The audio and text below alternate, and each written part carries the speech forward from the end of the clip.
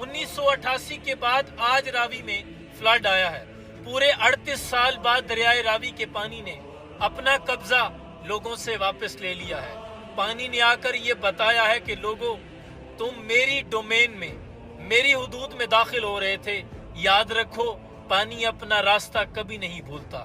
لاہور کے لوگ صد شکر منائیں کہ ابھی کچھ سال اگر پانی نہ آتا تو یہاں نہ جانے کتنی ہی غیر منظور شدہ سوسائٹیوں کا قیام ہوتا، پھر اگر سیلاب آتا تو بہت قیمتی جانیں ضائع ہو جاتی۔ یہی حال ہمارے ناردرن ایریاز میں ہے۔ صدیوں سے پہاڑوں سے گلیشیئر پگھلتے تھے اور پانی اپنے آبی راستوں سے گزر جاتا تھا، لیکن جب سے ان راستوں کے کنارے ہوٹلز، پارک اور بڑے خوبصورت ٹورسٹ پوائنٹ بنانے شروع کیے ہم نے، تب سے جانوں کا نقصان ہونا زیادہ ہو گیا ہے۔ خدا کے لیے قدرت کے ساتھ کبھی مذاق نہ کریں۔